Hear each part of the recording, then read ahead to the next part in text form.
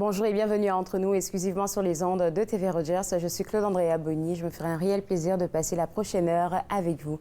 Aujourd'hui à l'émission, on va parler avec notre physiothérapeute Arthur Coinco des problèmes liés au coude. C'est sûr que c'est la saison du tennis et plein d'autres sports aussi. Donc, il va vous donner des conseils pour vous préparer avant de vous lancer dans ces sports. On va aussi discuter avec Camille Michaud de Little Way et puis elle viendra nous parler d'une exposition spéciale qui est en cours en ce moment au Musée canadien de la nature qui s'intitule « Sous la canopée, les animaux des forêts pluviales ». Et pour commencer notre émission, on va parler avec le professeur du Focus Média, un groupe de jeunes, je pense qu'ils sont 19, qui sont ici en stage, en formation depuis le mois de février. Et Gabriel, avant de rentrer dans qu'est-ce que vous faites ici à TV Rogers, j'aimerais avoir un peu ton parcours à toi. Comment t'es rendu professeur? On s'en parlait un peu avant l'émission. Tu étais avec les jeunes du primaire et après quelques années, tu as voulu basculer pour les plus grands. Oui, ben, j'ai étudié en communication, j'ai spécialisé en médias et puis je voulais faire carrière soit en publicité ou en cinéma. Rien à voir avec l'enseignement, hein? Non, pas du tout. Mais quand j'ai terminé, j'ai réalisé qu'il me fallait une connexion avec des gens. Puis j'avais toujours adoré l'école, alors je me suis dit... J'avais toujours eu cette idée-là que je voulais peut-être être enseignant. Et puis c'est ça, j'ai décidé d'appliquer à la faculté d'éducation. Puis j'ai fait 5 ans au primaire. Et puis j'ai adoré mon expérience. Mais après 5 ans, il me fallait comme un changement. Et puis, il y a un jour, il y a un enseignant qui m'a envoyé un lien qui avait un poste ouvert pour faire un focus vidéaste. J'avais aucune idée c'était quoi. C'était aussi pour un autre conseil scolaire. Et puis, j'ai décidé de lâcher tout. Puis, j'ai pris un risque. Et je me suis embarqué là-dedans. Puis, j'étais vraiment chanceux. Tout s'est bien aligné. Puis c'est ça, je fais ça depuis l'année passée. Et être enseignant, là, je me dis qu'il te faut beaucoup de patience, c'est déjà un, et puis aussi avoir de la créativité, parce que les jeunes ont tendance à vite décrocher. Oui, c'est sûr. On parle toujours des générations plus jeunes, puis les différences, comme quand on était jeune, c'était pas comme ça. C'est pas comme ça, oui. C'est ça. Mais le fait que j'ai étudié en médias, je pense que ça m'a permis de mieux comprendre comment les jeunes ont peut-être évolué dans les dernières années, avec l'attention qu'ils ont, à cause qu'ils ont toujours le téléphone et tout ça. Mais oui, c'est sûr, ça prend énormément de créativité pour développer des projets, développer des approches d'enseignement et d'apprentissage différentes. Tu n'as pas le choix d'innover puis d'essayer de revoir la façon que tu fais les choses pour que les jeunes soient engagés. Mais moi, j'ai vraiment la chance, parce qu'un programme Focus, les élèves appliquent pour être, ils postulent. C'est eux, leur intérêt qui est mis en avant. Ils veulent être là. Donc ça, c'est vraiment un avantage pour moi. Alors, j'ai pas tant de problèmes pour l'engagement. Alors, pour l'engagement, comment toi, tu fonctionnes? Ta technique à toi, ta sauce secrète. Est-ce que tu consultes les élèves pour voir qu'est-ce qui les stimule? Ou bien tu te dis, OK, je pense que ce groupe-ci, là, parce que je suppose que, je vais me permettre le mot anglais, la vibes avec un groupe 1 ne sera pas la même avec un groupe 2. Donc, comment toi, tu crées la formule magique spéciale pour le groupe? C'est une bonne question. L'année dernière, c'est la deuxième fois que j'offre ce focus. Et puis l'année dernière, j'avais 9 élèves seulement. C'était la première fois que je le faisais. Et par exemple, les projets, c'est moi qui dictais tout. Donc, chaque élève faisait les mêmes projets, un à la fois. Puis je croyais que c'était bien, mais j'aime toujours réfléchir et poser des questions à mes élèves. Est-ce que j'aurais dû faire ça différemment, etc. J'ai réfléchi beaucoup. Puis ce semestre-ci, j'en ai 19. J'en ai 19, mais j'ai complètement changé mon approche. C'est-à-dire que les élèves doivent toucher aux 4 médiums, vidéo, photo, animation et graphisme. Ils doivent apprendre la base de tout et faire au moins un projet dans tout. Mais ils peuvent se concentrer plus sur les projets qui les passionnent le plus ou les domaines qui les passionnent le plus. Et je ne dicte pas quels sont les projets qu'ils doivent faire. C'est eux qui peuvent choisir les projets qu'ils veulent faire. On se met d'accord avec le projet, leur plan, etc. Je fais des suivis. Mais la motivation vient vraiment, c'est intrinsèque. Ça vient de eux parce qu'ils veulent créer ces projets-là. Et j'ai vu une énorme différence dans la qualité des projets et l'engagement des élèves. Oui, c'est sûr. C'est là que tu peux essayer de mettre en avant ou de voir qui va exceller dans ce domaine-là ou celui qui n'aura pas beaucoup d'intérêt. Et heureusement qu'on a les 4 médiums et tu me dis que chacun est capable de faire on doit faire un projet dans les 4. Ça, c'est la première des choses. Ouais. Mais si moi, par exemple, c'est le volet vidéaste qui m'intéresse le plus, tu me donnes la chance d'en faire un peu plus là-bas. Ouais. OK. Puis à la fin de la saison ou du semestre, comment vous vous organisez pour les notes? Tu commences à sourire, là, peut-être que tu vas nous... On va pas leur dire comment tu vas les noter. On va garder ça pour après la pause. Ouais. On va garder ça pour après la pause. Ouais. On revient juste après, on va vous donner des scoops. Regardez entre nous exclusivement sur les ondes de TV Rogers.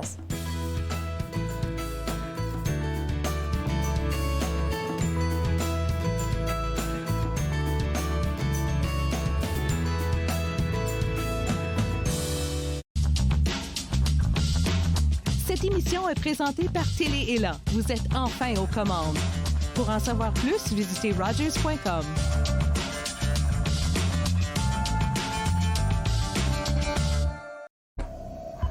Ceci est le cœur d'un homme. Un cœur qui a désespérément besoin de soins médicaux.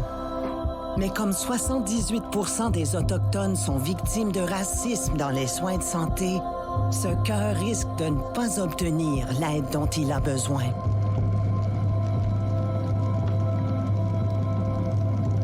Devenez un allié. Élevez-vous au-dessus du racisme dans les soins de santé. La prochaine émission, je vous invite à découvrir 2 villes historiques. La magnifique ville de Perth, qui a préservé son patrimoine bâti d'une façon exceptionnelle, ainsi que la ville de Merrickville, le joyau du canal Rideau, site du patrimoine mondial, une ville qui a très bien préservé son patrimoine également. Promenade dans le temps, mardi 19h30 sur TV Rogers. J'ai passé plus de temps que je devrais à essayer de comprendre qu'est-ce qui est arrivé. Tous les 3 qui étaient sur le pont ne savaient pas qu'un train pourrait passer aussi vite qu'il est passé, puis sans s'en apercevoir.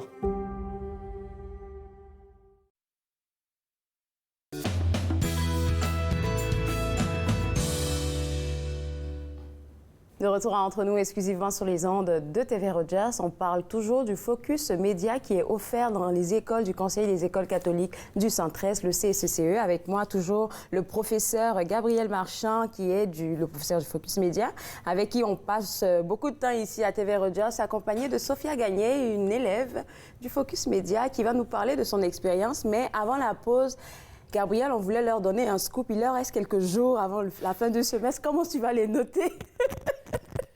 Bien, c'est intéressant parce que c'est un domaine créatif, oui. Mais on s'aperçoit rapidement que c'est très difficile d'évaluer la créativité. C'est sûr. C'est très subjectif.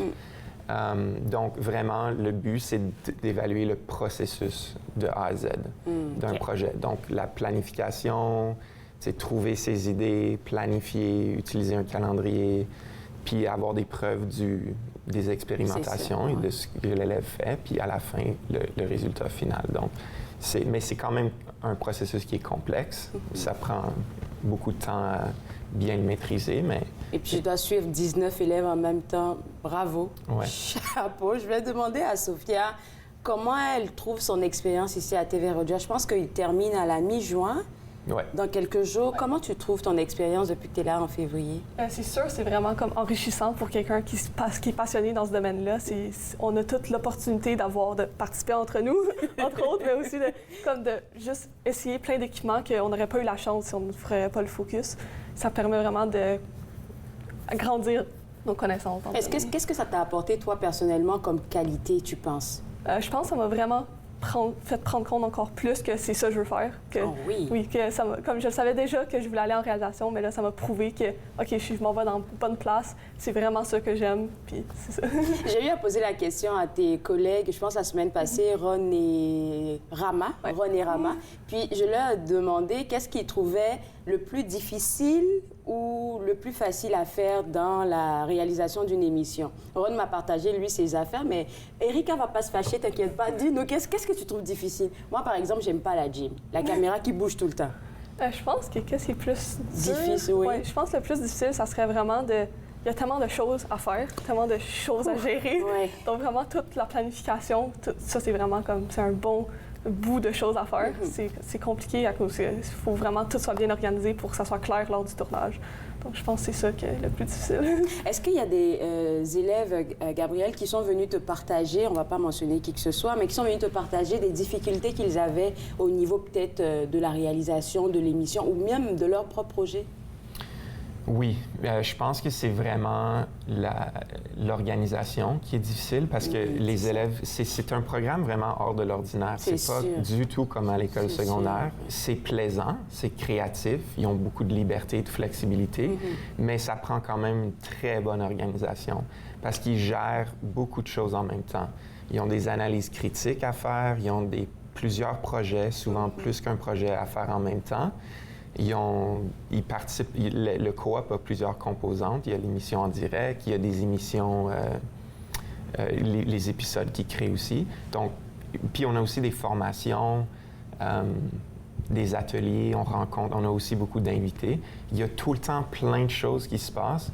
Puis si tu n'as pas un calendrier, ça peut être difficile. Je suis en train d'être distraite par la belle vidéo que vous avez faite là. Et le fait de travailler dans un environnement, c'est ça que j'ai retenu de ma discussion avec Ron et Rama, de travailler dans un environnement professionnel. En même temps, tu t'amuses, mais en même temps, tu te prépares pour le marché du travail. Tout d'un coup, est-ce que toi, tu le sens, Sophia? Oui, définitivement. Dès que je rentre à Rogers, j'ai l'impression que je m'en vais travailler. Tu vas travailler? Oui. Moi, c'est pas l'école. Je m'en vais au travail. Oui, c'est ça. Et puis, ça rend fier, quelque part, de participer à quelque chose. On va dire, non, on est en ondes à tous les jours, mais tu travailles souvent sur l'émission. Puis ça rend fier. Ah oui, définitivement. De penser qu'on aide à faire une émission qui passe à la télé, c'est oh, wow! Définitivement. Là. Et puis, je vais revenir à Gabriel pour te demander à quel point tu es fière de tes élèves. Parce que je me rends compte, et j'ai entendu ça de ma direction, l'émission de Ron et de Rama va être diffusée. Ils vont faire carrément une saison entière pour TV Rogers. Oui, je suis super fier. C'est vraiment le fun. Surtout, tu sais, de voir la première journée, les élèves sont un peu gênés. C'est vraiment comme, c'est différent.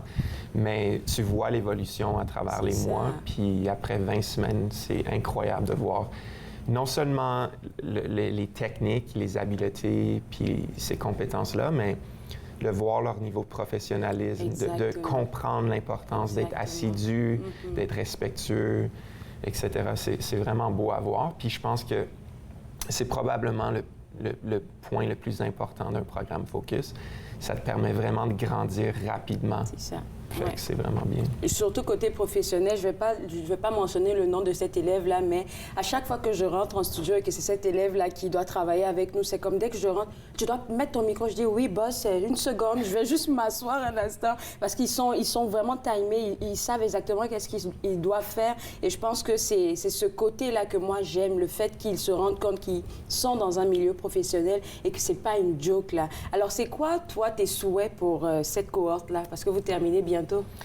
Bien, j'en ai déjà, parce que j'ai des élèves de 11e et 12e année, puis je suis très fier. J'ai des élèves de 12e année qui s'en vont, plusieurs en fait, qui s'en vont à l'université ou au collège dans des programmes connexes, des programmes en médias. Fait que ça, je trouve ça vraiment génial. Tu as réussi ta mission. Oui, mais je veux dire, ils le font pas à cause de moi, mais je pense que le programme leur a donné comme un élan, peut-être un peu. Puis pour mes élèves de 11e année, c'est juste de continuer à créer, puis de poursuivre leur chemin ou leur parcours scolaire avec tous les avantages, tout ce qu'ils ont appris à travers le Focus. Fait que les habiletés de travail, etc. Le professionnalisme. Oui, c'est ça. Sophia, c'est quoi pour toi le futur après TV Rogers? Qu'est-ce que tu comptes faire? Ben là, puisque je suis en 11, il me reste une autre année à l'école. Mais après ça, j'aimerais ça aller à l'université en production cinématographique. Ah, directement à l'université? Oui, OK, parfait. Mais est-ce que tu comptes revenir ici? Parce que tu sais, nous, on est ouvert à vous recevoir quand vous voulez. Honnêtement, ça serait vraiment le fun de pouvoir avoir la chance de retourner ici, de revivre cette expérience-là. Oui, vraiment. Alors, tu te prépares à recruter sûrement, Gabriel, d'autres étudiants pour la saison prochaine? Oui, bien ça a commencé? Oui, c'est déjà fait, donc je suis vraiment fier. L'année dernière, j'avais 9 élèves. Cette année, j'ai eu un semestre avec 19 élèves, puis l'année prochaine, j'aurai un semestre avec 18 élèves et l'autre semestre avec 17. Wow. Fait que ça me prouve un peu que... Il y a un intérêt. Il y a un intérêt, puis le programme est bien. Mais avant que j'oublie, je suis pas mal sûr que Sophia va un jour être à Cannes. Ça serait mon rêve, là. Hey, me reçois, là, je te dis. J'espère que tu vas dire mon nom dans ton... Oui, c'est sûr, c'est sûr. Hey, n'oublie pas que tu m'as connue, hein? Oui. Merci beaucoup à tous les deux. Merci, Gabrielle, pour ton partage. Merci à toi aussi, Sophia, pour ton professionnalisme et pour ton travail. Et pour les gens à la maison, surtout pour les parents, peut-être que vous devriez intéresser vos jeunes à regarder du côté du Focus Média. Pour plus d'informations, www.focus.écolecatholique.ca, c'est le site web à visiter. On va prendre une pause et juste après la pause, on va rencontrer un petit caïman. Vous regardez Entre nous, exclusivement sur les ondes de TV Rogers.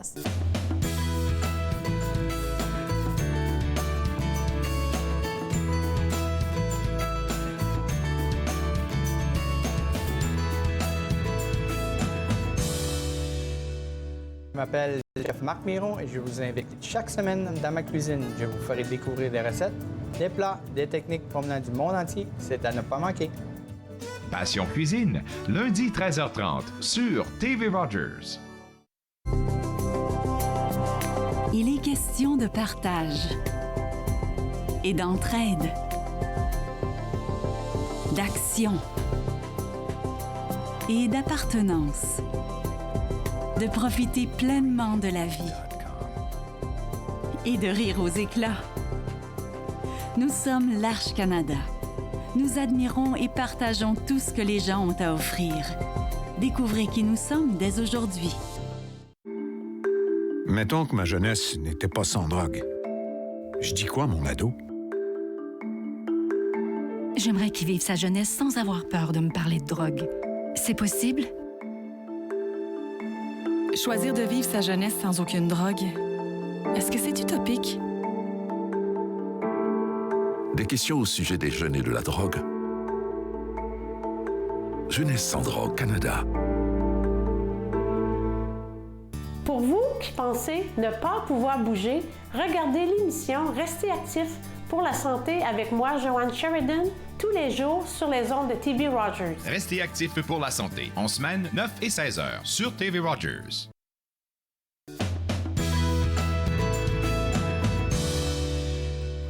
De retour Entre nous, exclusivement sur les ondes de TV Rogers. Comme je l'ai dit tantôt, on va découvrir un petit caïman qui nous a été rapporté par Camille Michaud de Little Ray. On va parler un peu de toi avant de parler de pourquoi Roland il est là, parce qu'on l'a baptisé. Je pense que tout à l'heure, laisse-moi faire rapidement quelque chose.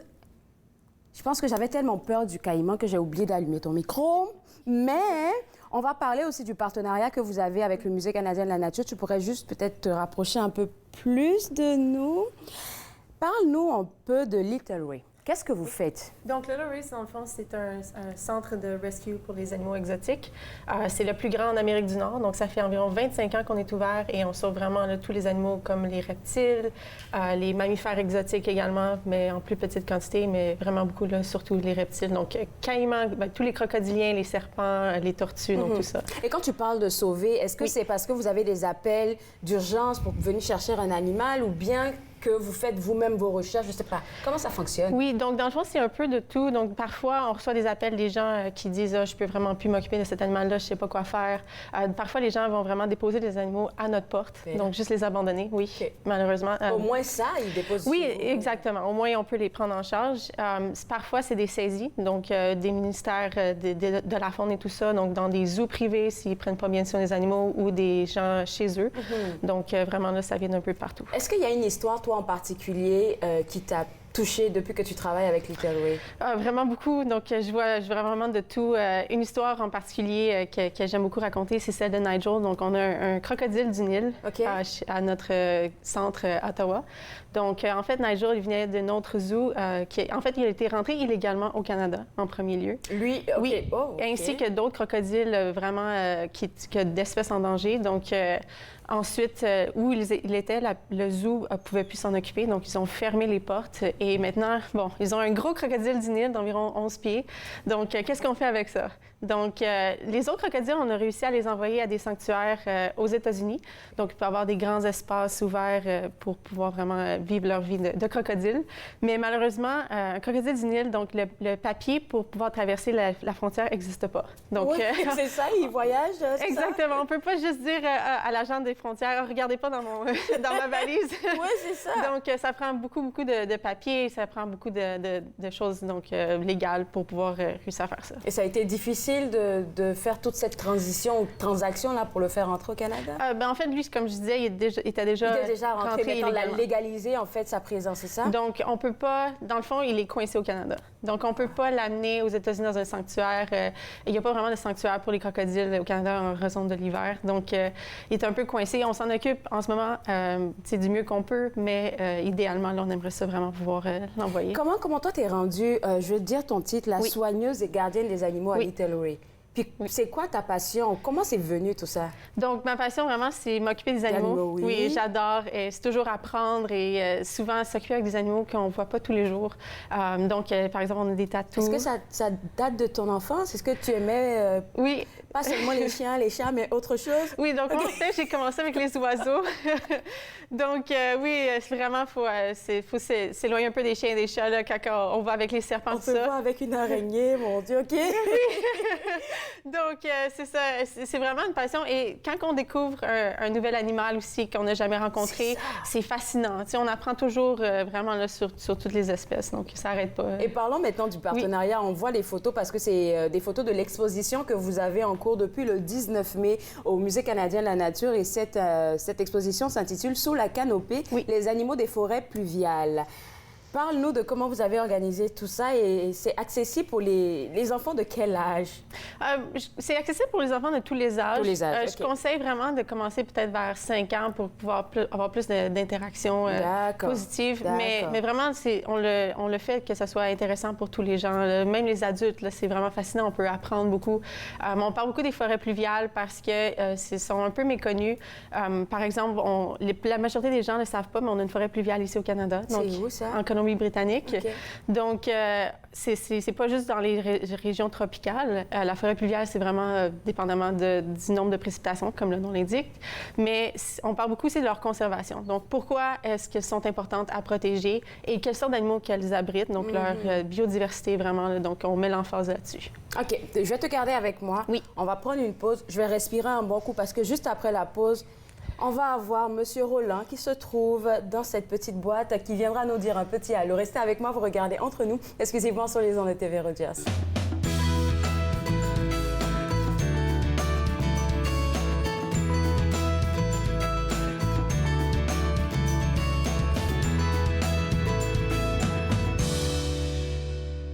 Pour vous qui pensez ne pas pouvoir bouger, regardez l'émission Restez actif pour la santé avec moi, Joanne Sheridan, tous les jours sur les ondes de TV Rogers. Restez actif pour la santé, en semaine 9 et 16 heures sur TV Rogers.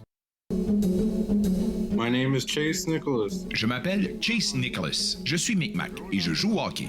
Je me souviens, plus jeune, que ma famille parlait des Micmacs comme les inventeurs du hockey. En première année du secondaire, j'ai fait une recherche sur les bâtons de hockey des Micmacs, qui sont également les premiers bâtons de la LNH. J'en ai trouvé un fabriqué en 1917, l'année de la création de la LNH. J'ai été surpris d'apprendre que le bâton que je tenais avait été fabriqué par mon arrière-arrière-grand-père, Alexander Cope. En 1934, un aîné connu sous le nom de Old Joe Cope a écrit une lettre au Chronicle Herald de Halifax dans laquelle il affirmait que les Micmacs avaient inventé le hockey. Plus tard, j'ai découvert que je suis un descendant en ligne directe de Old Joe Cope. Il fut un temps où les enfants de ce peuple étaient arrachés à leur famille et n'avaient pas le droit de parler leur langue, perdant ainsi leurs mots et leur histoire. Mais à présent, on se réapproprie notre histoire. Lorsque je saute sur la glace, je suis fier de savoir que mes ancêtres et les Micmacs sont à l'origine du hockey. Très heureuse, Nathan Parle est de retour en studio, en présentiel pour la 22e saison. Je reçois toutes sortes d'invités. Soyez là, au rendez-vous à chaque semaine. Nathan Parle, mercredi 19h sur TV Rogers.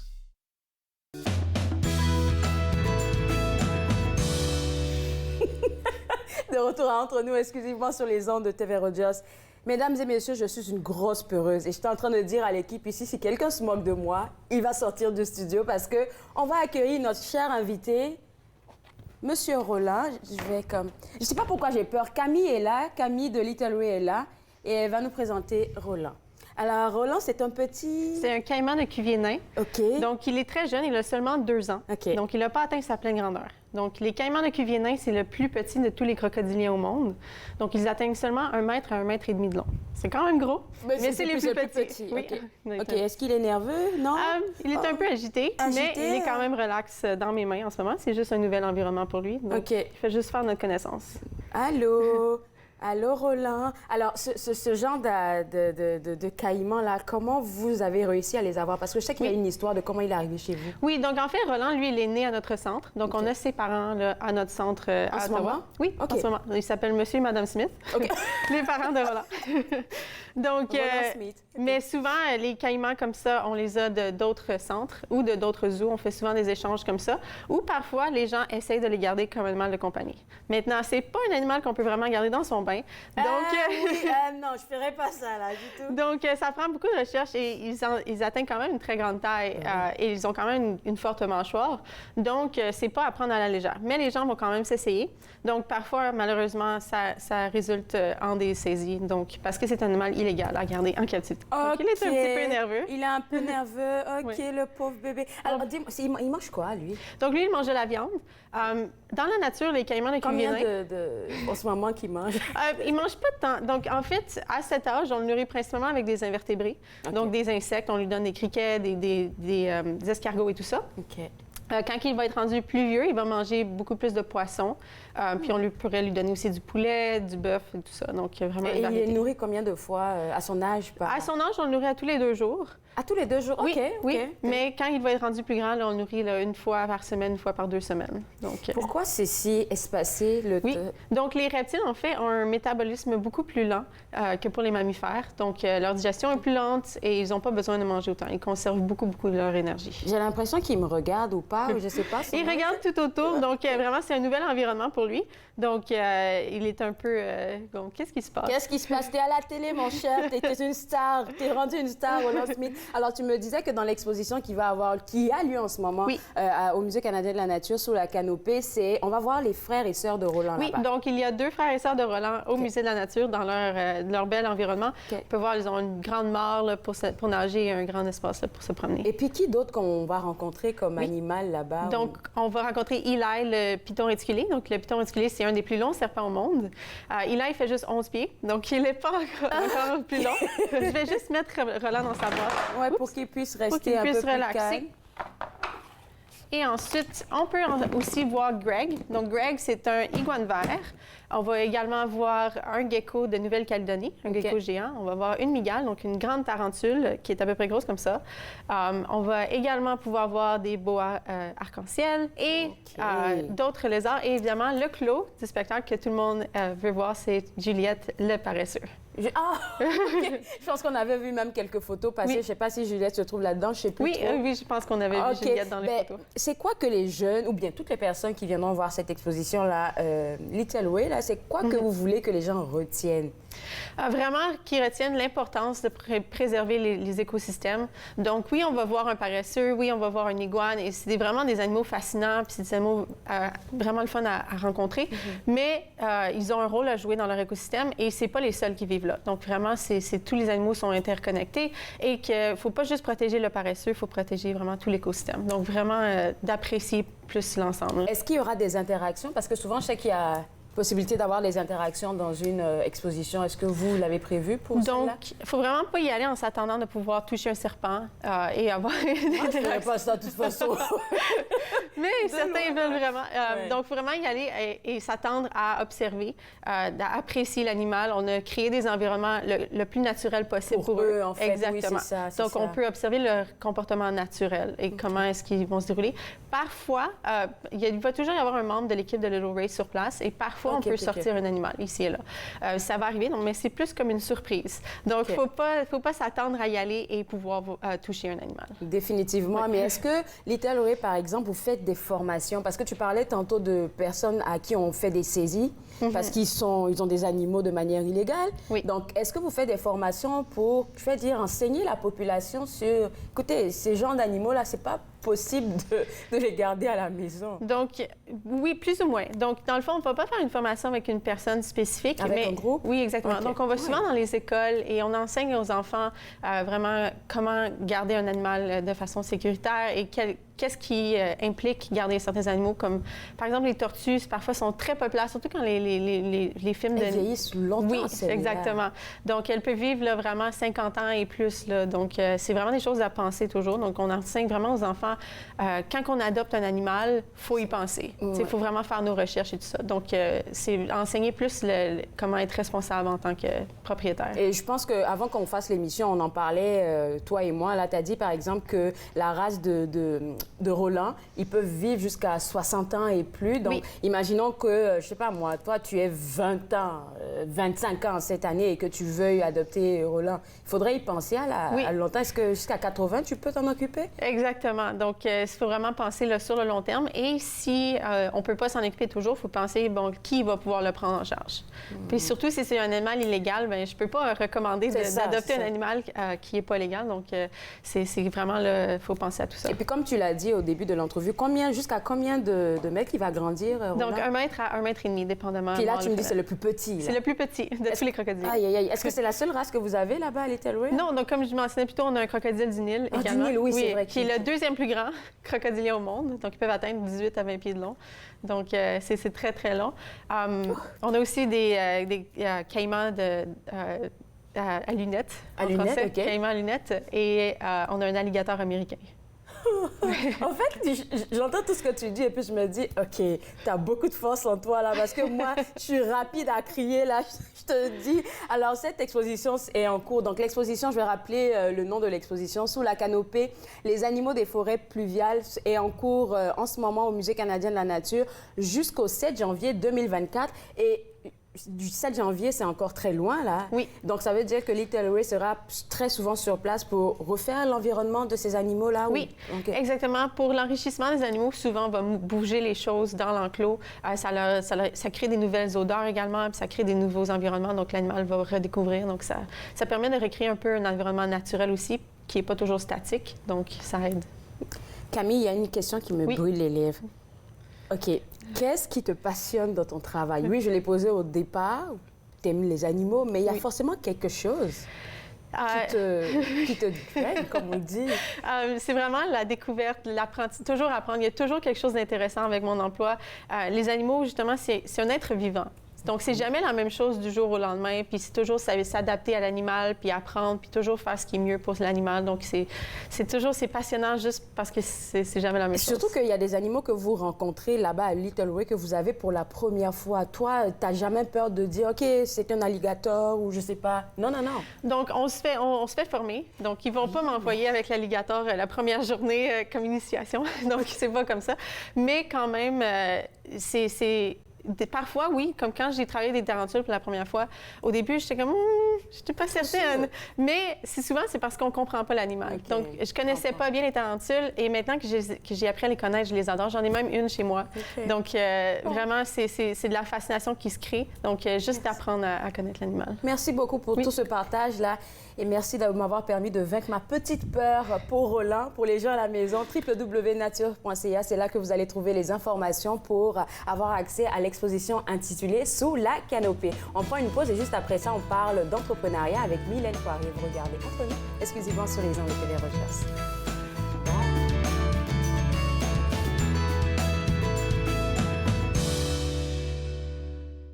Ici Jean-Marie Vianney. À chaque semaine, je vous ferai découvrir des personnalités provenant de différents milieux. Ils vous exposeront leur point de vue sur de nombreuses facettes du multiculturalisme dans notre région. Vivre ensemble, lundi 19h sur TV Rogers. Je suis Linda Leclerc et chaque semaine, en compagnie de mes invités, vous apprendrez comment relaxer, vous dilater la rate et surtout être de bonne humeur. Yoga du rire, dimanche 20h30 sur TV Rogers.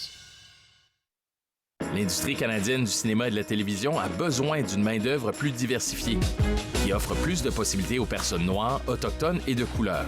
Embaucherdiversité.com est là pour ça. Que vous soyez débutant ou expérimenté dans le métier ou à la recherche de talent, Embaucherdiversité.com vous connecte avec les bonnes personnes, du scénario au développement et de la production à la commercialisation en passant par la distribution.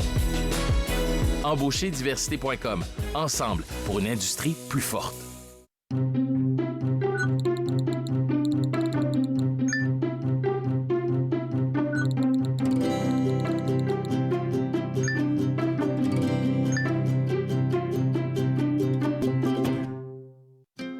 Joignez-vous à moi et mes invités alors qu'ils partagent leurs souvenirs culturels et culinaires de pays à travers le monde. Bouffe sur la route, dimanche 20h sur TV Rogers.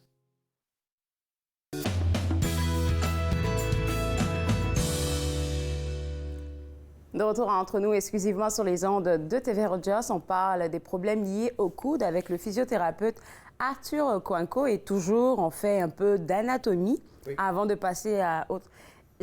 Arthur Junior est là aussi, n'oubliez pas, il est là avec nous aujourd'hui, il est bien sage. On va passer à la première image que tu as envoyée, Arthur. Merci, merci. Alors là, on a le bras. Alors, on a cet os qui s'appelle l'humérus. Oui. OK. Ensuite, on a deux autres os juste en bas. Un qui s'appelle le radius. Celui qui est en bas, c'est le radius. Oui, à l'extérieur. Ensuite, l'autre qui s'attache plus à l'humérus s'appelle l'ulna. OK. Alors, oui, ça c'est... Ici, le radius. Oui, ça c'est l'ulna. OK. Ouais, l'ulna, puis le radius. OK. Et les mouvements de coude sont flexion, comme ça, extension. Oui. Ouais. On appelle ça pronation et supination. OK. Ouais. Et on a des autres mouvements plus au poignet qui s'appellent extension du poignet, flexion du poignet et déviation ulnaire. Ouais, et déviation radiale, comme ça. Et tous les mouvements sont très importants parce que ça nous aide avec notre fonction à tous les jours. Ouais. L'anatomie, alors on a les os, on a aussi les ligaments. Et ce sont les ligaments aussi qui s'attachent d'une os à une autre. Ça fait mal, ça. Ça aide avec la stabilité. Il n'y a pas beaucoup de sensations neurologiques, il n'y a pas beaucoup de... alors si et quand on parle de ligaments croisés, souvent, c'est à quel moment que ça les arrive? ligaments croisés, c'est plus au genou. C'est au genou, OK. Oui. Mais il y a des ligaments qui sont importants au coude parce que ça empêche comme des hyperextensions et trop de rotation. Ensuite, on a les nerfs et les muscles. Les muscles, ce sont ben, on ne peut pas voir les muscles ici, mais on a les muscles qui s'attachent, qui deviennent les tendons, et ce sont les tendons qui s'attachent à l'os. Alors, on a le muscle qui devient le tendon, qui s'attache dans une os, et dans l'autre partie, aussi tendon qui s'attache à l'os. Et lorsque le muscle contracte, ça tire sur les deux tendons qui sont attachés aux deux os, aux deux extrêmes, et ça forme le mouvement. Alors, des problèmes au coude, ça peut relier soit aux muscles, ça peut être même les nerfs qui sont coincés. On a un problème où si on frappe notre coude sur quelque chose de dur, on peut développer comme des picotements, raidissements dans une certaine partie. On peut quand même avoir le syndrome du tunnel carpien. C'est quoi ça? Ça, c'est un problème plus au poignet. Et ce problème, c'est comme des problèmes de sensation. D'accord. Et ça, c'est un nerf qui est coincé dans une tunnel ici. Et ça arrive avec la répétition sur l'ordinateur. L'ordinateur, oui. Mais les problèmes de coude, ça peut arriver comme juste avec la répétition de faire trop de tennis, trop de golf. Même les personnes qui travaillent dans des industries industrielles, comme avec les marteaux, avec les tournevis. Les gens de la construction aussi. Ouais, alors, beaucoup de répétitions, mais ça peut être causé par juste une blessure, une chute, quelque chose Mais comme les ça. blessures les plus récurrentes, quand on parle de problèmes liés au coude, est-ce que c'est le sport? Ben dans ma clinique, je traite beaucoup des athlètes. Okay. Alors, ce sont les personnes qui font du sport. Mais tu sais que juste les personnes qui font faire les jardinages, qui veulent faire n'importe quoi, peuvent développer quelques problèmes au coude. Et c'est important de savoir quelles sortes de choses qu'on peut faire pour prévenir d'avoir ces problèmes. Parfait. Il y a une autre image ici. Est-ce que tu veux qu'on passe à elle ou on va rester avec celle-là pour l'instant? On peut passer à l'autre aussi. Parce que ce qui est aussi important de savoir, c'est qu'on peut avoir des problèmes, on peut avoir des douleurs au coude, mais l'origine du problème vient de quelque chose d'autre. Oui, parce que tu dis que tout est relié dans le corps. Tout est relié. Alors, si on voit, par exemple, dans les couleurs ici, si on regarde ici, ça c'est son bras droit, et on voit le rouge qui est ici. Oui. OK? Alors, si la personne présente avec un problème ou une douleur ici dans cette région, on peut penser que c'est un problème spécifique au coude, mais ça relie aussi avec C6, C7 et C8. Alors, qu'est-ce que ça veut dire? C'est dans la partie cervicale. La partie cervicale, en haut, au cou, ils peuvent avoir comme un coincement ou un problème dans la racine nerveuse qui va aller jusqu'au coude. C'est ça. Alors, je présente avec un problème au coude, mais j'ai pas de manque de mobilité. C'est pas nécessairement... il n'y a pas beaucoup de douleur au toucher, mais le problème vient du cou. Alors, c'est pour ça qu'il faut faire une bonne évaluation à la clinique, pas assumer que c'est ça où est le problème. Wow, incroyable, OK. Alors, ça, c'est comme les sensations des nerfs.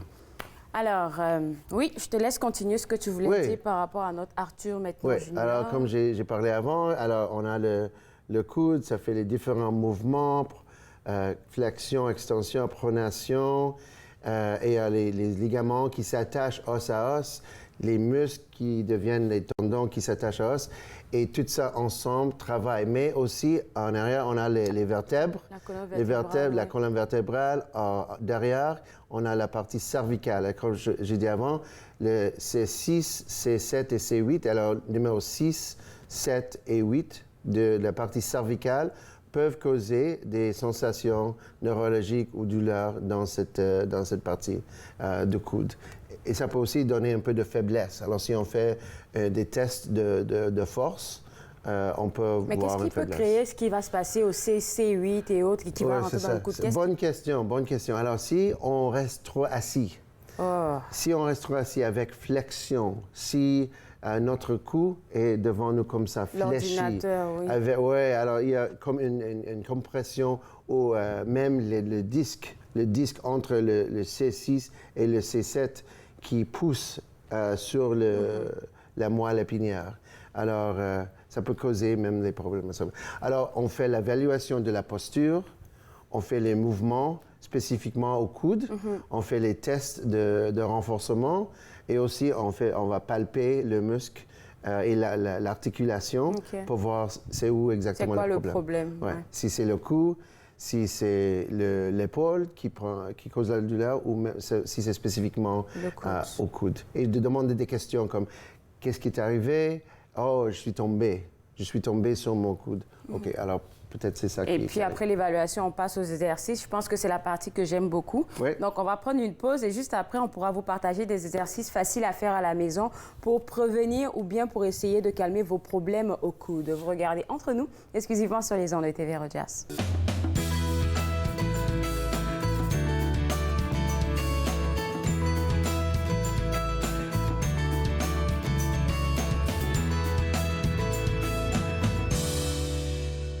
Ici Jean-Marie Vianney. À chaque semaine, je vous ferai découvrir des personnalités provenant de différents milieux.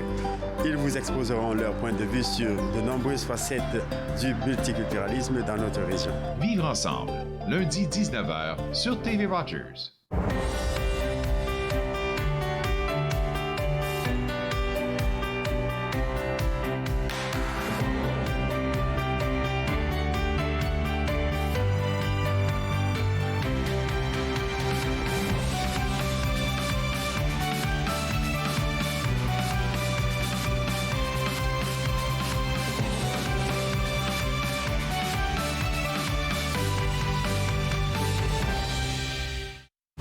Puis, c'était le fun?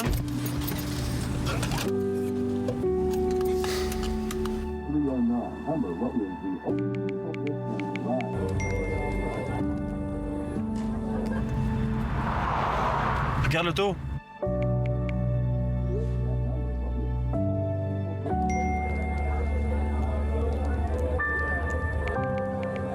C'est pas celle-là dont tu me parlais l'autre fois? Je suis Linda Leclerc et chaque semaine, en compagnie de mes invités, vous apprendrez comment relaxer, vous dilater la rate et surtout être de bonne humeur. Yoga du rire, dimanche 20h30 sur TV Rogers.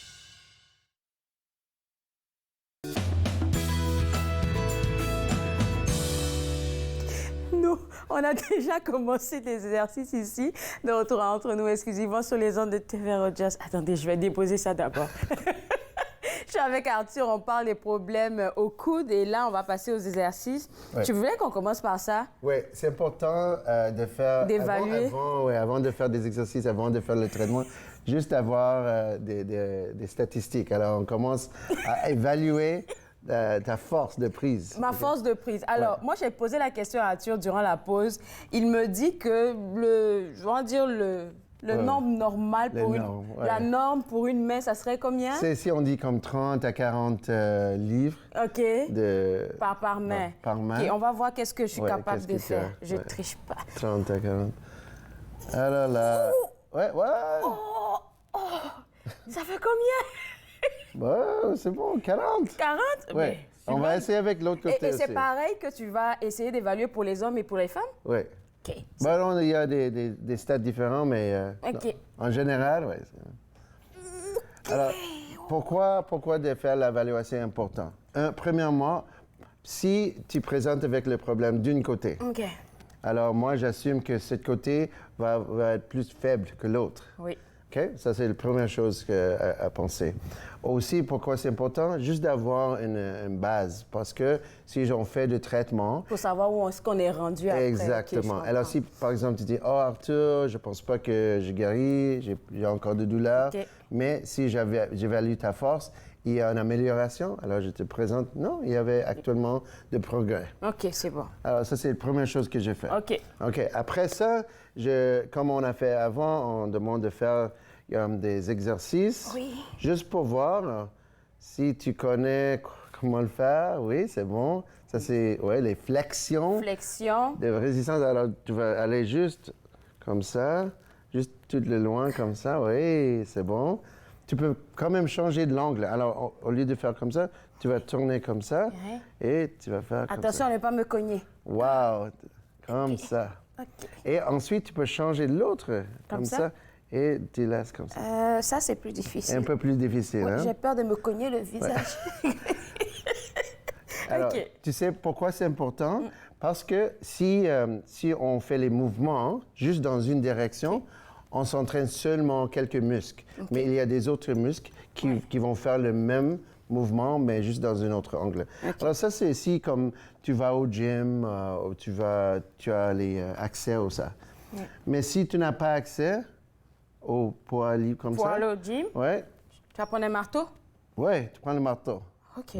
Alors, juste même avec le marteau, alors la pesanteur du marteau, tu peux garder comme ça et tu peux même faire le mouvement. Alors, ça, c'est dans cet angle. On va tourner comme ça, dans cet angle. Ouais. Oui. Et juste de tourner l'autre angle comme ça. Je fais mon sport pour toute la semaine, mesdames et messieurs. Ouais. Tu peux faire aussi les autres mouvements de pronation et supination. Tu vas garder ton coude comme ça. Tu vas tourner. C'est ça. Celui que j'ai en main, là, il n'est pas très lourd, donc... 5 livres, oui. C'est mieux de prendre quelque chose qui n'est pas super lourd pour pas se faire mal, en fait. Ouais. Comme ça, c'est bon aussi. Et si tu as accès à des bandes élastiques, c'est un peu différent qu'avec les poids, parce qu'il y a de résistance. Il y a beaucoup de résistance pour à chaque mouvement. Alors, si on commence comme ça, là, on peut faire juste comme ça. Même mouvement. Ça, attends. Il faut que je me... Ouais, tu vas tenir avec la gauche, comme ça. Et tu tiens 1, 2... Alors, si je le fais bien. Dans cet angle. Oui. Deuxièmement, l'autre. comme ça. Et l'autre comme ça. Et comme on entraîne ces parties qui sont les biceps, qui s'attachent en avant, c'est aussi important de entraîner les autres muscles en arrière, parce que ce sont ces muscles, le triceps qui s'attache au coude. Alors, une façon qu'on peut faire l'exercice comme ça, c'est juste de faire comme ça. Ouais. Ouvrir le bras, alors. Oui. Alors, on laisse l'épaule stable et on juste... Ah, on laisse l'épaule stable. C'est juste le coude qui travaille. C'est juste regarde-moi, comme ça. C'est le coude. Alors, je pousse. Je pousse comme ça. Regarde-moi mon coude comme ça. C'est ça. Non, tu peux tenir un peu plus haut comme ça. Et tu vas comme ça. Il faut que mon coude se décolle. Ouais. Non, ça peut rester. Lève comme ça, oui, et tire. C'est ça. C'est ce que tu peux faire aussi. Ça m'a pris long à comprendre. Non, Oh, comme ça. Comme ça, en haut. Ça, c'est une autre façon que tu peux faire. Bon, là, je pense que j'ai fait beaucoup. C'est bon.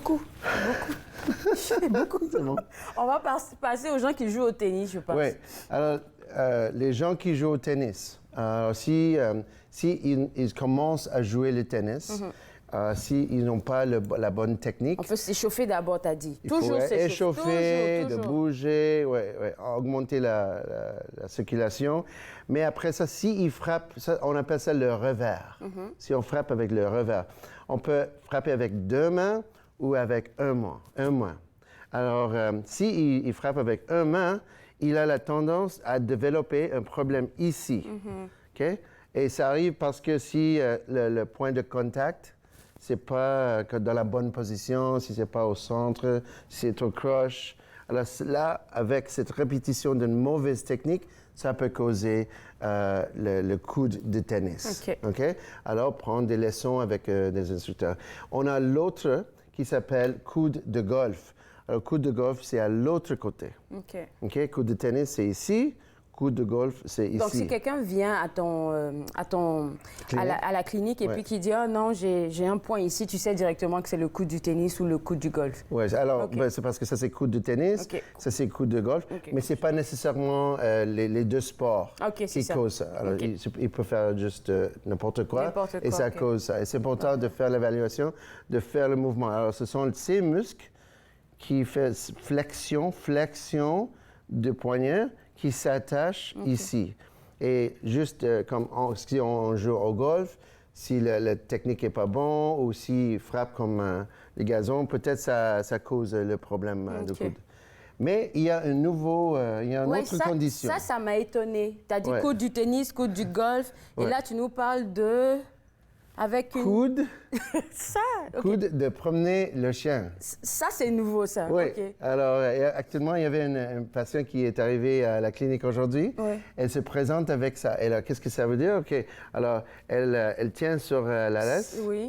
Alors, imagine, ça, c'est une laisse. Tu le tiens. Et je suis le chien. Et immédiatement, je vois un autre chien et je tire. Tu vas courir, oui, il va courir. Je cours. Alors, et tu n'es pas comme préparé. Oui. Alors, ça tire comme ça. Un choc. Un choc. Alors, qu'est-ce que ça arrive? Ça peut causer les deux. Coude de tennis, coude de golf, peut-être quand même l'épaule. L'épaule, oui. Oui, le poignet, alors tout. Et qu'est-ce qu'on doit faire? Ben, on doit faire de la physiothérapie, des étirements et tout ça. Mais c'est juste, on appelle ça parce que ça arrive avec des gens qui ont leur chien. Ils se promènent avec leur chien. Mais alors, ça devient plus grave. C'est un peu grave parce que là, on parlait du coup du tennis. C'est juste que ça affecte là, mais avec le coup de promener le chien. Et aussi, mais si on a ça c'est plus du support.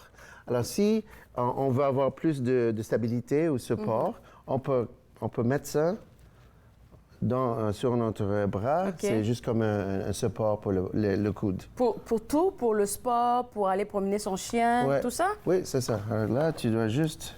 Avec plaisir. Je vais tout essayer pour vous et vous dire. Comme ça, oui. OK. Juste tirer comme ça. C'est ça.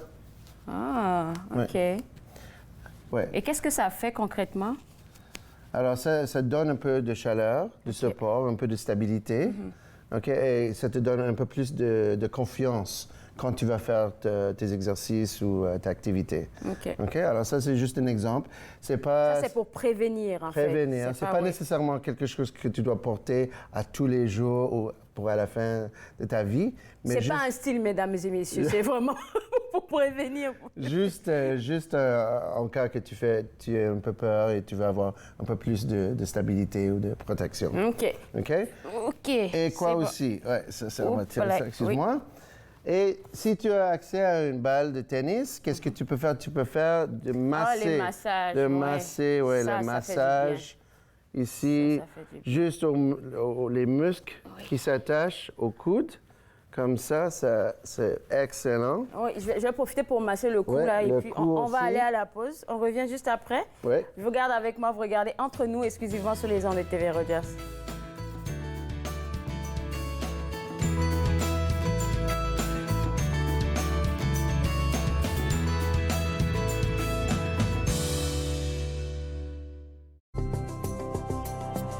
Il est question de partage et d'entraide, d'action et d'appartenance, de profiter pleinement de la vie et de rire aux éclats. Nous sommes l'Arche Canada. Nous admirons et partageons tout ce que les gens ont à offrir. Découvrez qui nous sommes dès aujourd'hui. Cette semaine, à Nathan parle, je reçois Mélanie Robinette pour la première fois et on parlera de transformation personnelle. Nathan parle, mercredi 19h sur TV Rogers. Mon mari est un homme et un père formidable lorsqu'il ne boit pas. Cela me dérange vraiment que mon mari choisisse l'alcool plutôt que nous. S'il nous aimait, il cesserait de boire, non? Ma conseillère m'a suggéré d'essayer Alanon. Je ne comprenais pas pourquoi. Mais je suis heureuse d'y être allée. Êtes-vous préoccupé par la consommation d'alcool d'une autre personne? Vous n'êtes pas seul. Alanon ou Alatine peut vous aider. 1-888-4-ALANON ou visitez alanon.org. Souffrance, isolement, solitude. Parce que l'équilibre ne tient souvent qu'à un fil. Les bénévoles de Tao Te Led sont là pour vous écouter en tout temps. Appelez-nous. Juste entraîneur. De retour entre nous, exclusivement sur les ondes de TV Rogers. Là, je demandais à Arthur, pour terminer l'émission, si quelqu'un a mal au coude, qu'est-ce qu'il doit faire à la maison? Première chose, juste de sentir si c'est un peu chaleureux, tu mets de la glace et tu m'appelles. OK, c'est ça, pour aller à la clinique. Ouais. Mais si tu penses que comme c'est enflé, tu mets de la glace, immédiatement, tu arrêtes de faire l'activité et tu t'appelles le physiothérapeute. C'est quoi l'adresse pour la clinique? Prophysiothérapie.com, tu cherches Arthur Coinco. Et tu te trouves où à Ottawa, je pense? C'est sur proche du chemin Maryville. Maryville Hunt Club. Parfait. Écoute, Arthur, c'est la dernière chronique de la saison. Wow. Merci beaucoup. Merci. On a passé beaucoup de temps ensemble, je pense depuis septembre à aujourd'hui. Je ne sais plus combien de chroniques qu'on a faites, mais merci. Puis on espère te voir en septembre. C'est sûr. Merci beaucoup à toi. Alors pour vous autres à la maison, www.prophysiothérapie.com, c'est le site web à visiter si vous avez besoin d'avoir accès aux services de notre physiothérapeute Arthur Coinco. Donc si vous allez sur le site web, vous allez pouvoir rechercher pour Arthur Coinco et puis avoir accès à la clinique, prendre un rendez-vous et aller voir Arthur Coinco. Surtout que l'été, on sait que vous allez vous amuser, mais prenez le temps de prendre soin de vous et puis d'aller voir un physiothérapeute si vous avez un bobo. On se voit demain à l'émission à 11h. Bye bye. Merci. Merci. Faites-nous part de vos commentaires en composant le 613-521-2323 par courriel sur Facebook et Twitter.